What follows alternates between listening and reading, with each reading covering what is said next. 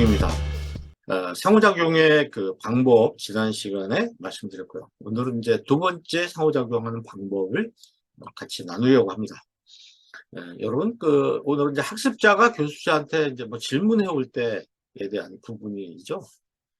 제 수업에서 한번 학생들하고 사진을 찍은 겁니다. 모든 학생이 이렇게 손 들고 질문하지는 않죠.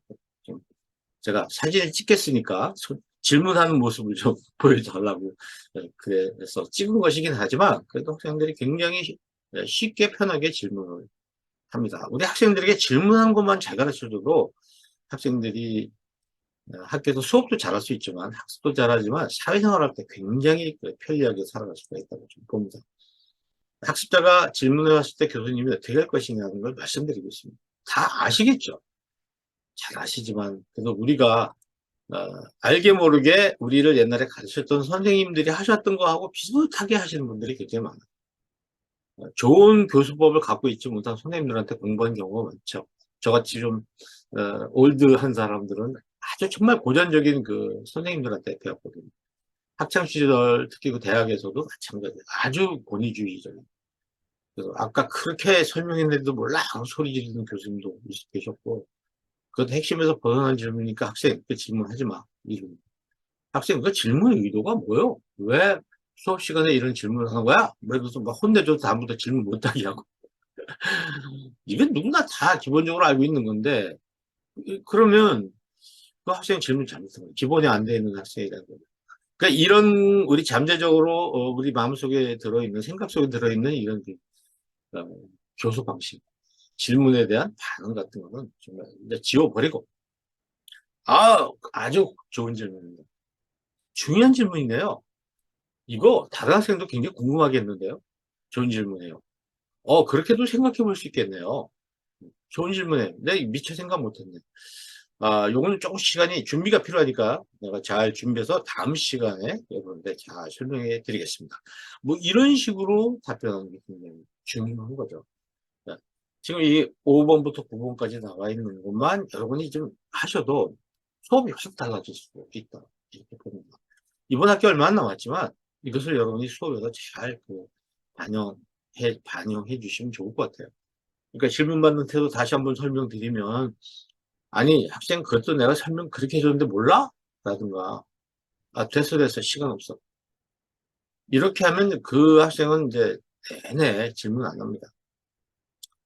그리고 이제 또 교수가 답하기 어려운 문제 이렇게 물어볼 때는, 다른 사람은 어떻게 생각하세요? 학생들에게 내 얘기할 수 있게 해주시고, 아까 얘기한 대로 잘 준비해서 내가 이거 좀 잘 모르겠는데 내가 준비해가지고 다음 시간에 알려드리겠습니다. 이렇게 얘기하면 되는데 모르면서 아는 척하고 이런 거 학생들이 다 알거든요, 지금.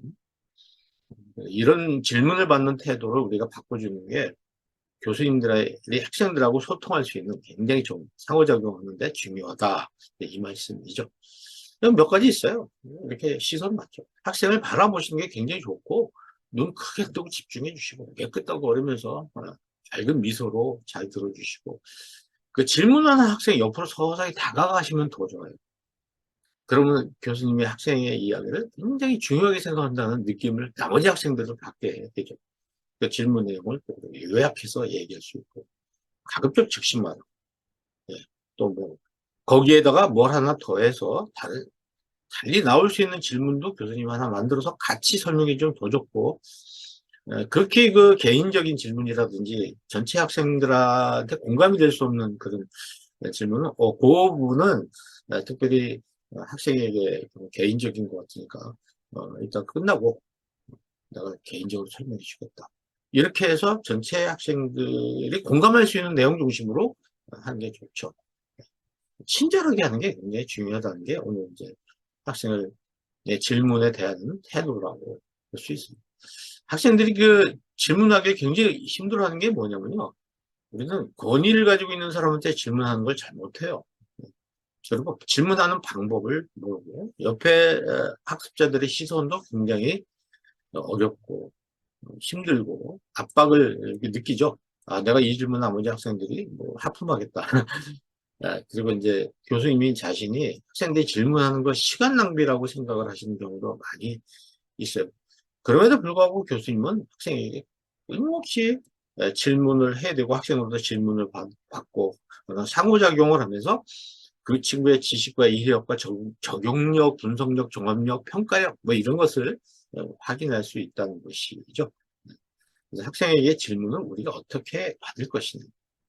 학습자가 강의 중단하면서 교수님하고 손들고 질문하는 거는 굉장히 어려워요. 그러니까 수업 시간 한 20%는 학생들이 말할 틈을 좀 남겨주고 대화식으로 하는 것이 좋고, 어떤 날은 질문의 날을 만들어서 15주 중에서 한 주 정도, 아니면 또 2시간짜리인 경우 1시간 정도는 그냥 이번 학기에 어떤 이런저런 이야기, 또 이 과목을 공부하는 학습법에 대한 이야기 뭐 등등 뭐든지 좋으니까 모두가 질문 한 가지씩 하도록, 어려우면 메모지에 해서 제출하도록 해서 학생들이 알고 싶어 하는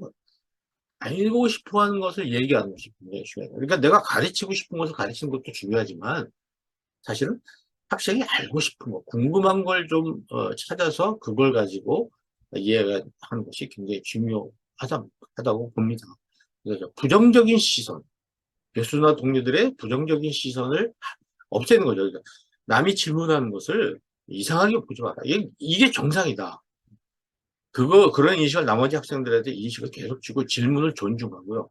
이번 학기에 가장 질문을 많이 한 학생을 투표를 해서 뽑아서 학기 말에 한 5점 정도 점수를 더 준다든지. 그럼 무엇보다도 학생들이 서먹서먹하지 않게 서로서로 인사하고 좀 가까워져야지 질문할 때도 부담이 없어요. 근데 학생들이 누구누군지 서로 모르는 가운데서 손들고 질문한다는 건 굉장히 부담스럽죠. 정말. 그래서 그런 분위기를 만들어주기 위해서는 뭐 이런 건 어때요? 저 첫 시간에 학생들이 커피 한 잔씩 서로 나누면서 커피 준비해가지고 서로 인사하게 만들고, 이런 게임도 하고, 가위바위보 하되 지는 가위보, 지는 사람이 이기는 거죠. 굉장히 재밌습니다. 이런 것도 해보고, 상대방 카메라를 받아서 다른 사람이 얼굴 사진 찍어주기도 하고, 뭐 이런 것을 해봅니다. 또 이제 학습자가 교수자한테 묻게 하는 좋은 방법들이 좀 있습니다.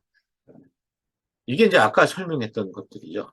몇 개 설명해 드리면, 질문하는 게 정상이다. 질문 안 하는 게 비정상이다. 그리고 질문자 존중해 주시고, 질문의 날 만들어 보시고, 질문 용지를, 메모지를 이용할 수도 있고, 뭐, 상당히 여러 가지 방법이 있어요. 이메일 통해서 할 수도 있고요. 교수님이 맘만 먹으면 얼마든지 할 수 있다는 거. 또 이런 종이 이메일을 만들어서 종이에다가 학습자가 뭔가 할 말을 적어서 주면 그걸 걷어가지고 제가 가서 다음 시간에 답변 써서 다시 나눠주고, 그 시간에 또 쓰기 해서 또 다시 가져가서 답변 써주고 하면서 학생하고 계속해서 질문, 답을 해주는 이런 방식도 있을 수 있죠. 그러니까 교수님이 맘만 먹으면 학생들이 나한테 뭔가를 말하게끔 내가 좀 입을 막고 들어줄 수 있다는 것, 그걸 보여주면 학생들이 많이 질문할 수 있으리라고 생각합니다. 그러면 제가 제안드린 그런 교수 방법, 상호작용, 학생들이 질문을 받는 방법보다 훨씬 더 많은 방법들이 나올 수 있다고 저는 생각합니다. 네. 굿티칭 77번째였습니다. 상호작용 방법 두 번째 거 오늘 여기까지 하고 다음 시간에 뵙겠습니다. 감사합니다. 굿티칭.